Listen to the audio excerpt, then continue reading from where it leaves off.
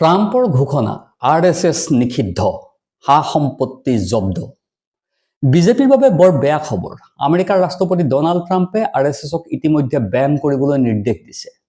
আমেৰিকাৰ ৰাষ্ট্ৰপতি ডনাল্ড ট্ৰাম্পে RSSক বেন কৰি সম্পত্তি জব্দ কৰিবলৈ নিৰ্দেশ দিছে।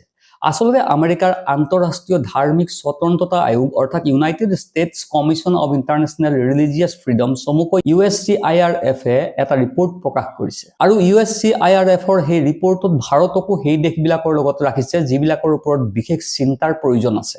USCIRFে আমেৰিকাৰ চৰকাৰক আহ্বান জনাইছে যে ভাৰতৰ ৰাষ্ট্ৰীয় স্বয়ংসেৱক সংঘ চমুকৈ RSS আৰু চোৰাংচোৱা সংস্থা ৰিচাৰ্চ এণ্ড এনালাইচিছ উইং চমুকৈ ৰক বেন কৰিব লাগে। আমেৰিকাৰ এজেন্সি USCIRFৰ দাবী এইটোৱেই যে ভাৰতত ধৰ্মীয় স্বাধীনতা বৰ্তমান বিপদাপন্ন আৰু ভাৰতত ধৰ্মীয় স্বাধীনতা উলংঘন কৰা হৈছে। ইয়াৰ উপৰি আৰু RSSে ধৰ্মীয় স্বতন্ত্ৰতাৰ ক্ষেত্ৰত ভেদাভেদৰ নীতি অৱলম্বন কৰিছে। USCIRFে এইটো দাবী কৰিছে যে ভাৰতত 2025 চনতকৈও বৰ্তমান সাম্প্ৰদায়িক অৱস্থাটো অতি বেয়া আৰু অতি বেয়াৰ দিশলৈহে টানি নিয়া হৈছে। সেয়েহে USCIRFে আৰু RSSক নিষিদ্ধ কৰাৰ লগতে সা সম্পত্তি জব্দ কৰিবৰ বাবেও চৰকাৰক আহ্বান জনাইছে।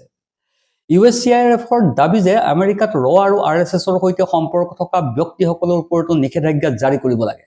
অস্ত্ৰ-শস্ত্ৰ বিক্ৰী বন্ধ কৰাৰ ক্ষেত্ৰত আৰ্মছ এক্সপৰ্ট কণ্ট্ৰল এক্টৰ ধাৰা 6 প্ৰয়োগ কৰিব লাগে।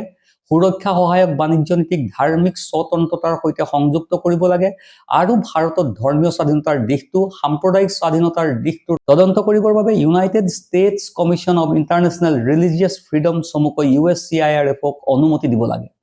Bureau report, news on north east.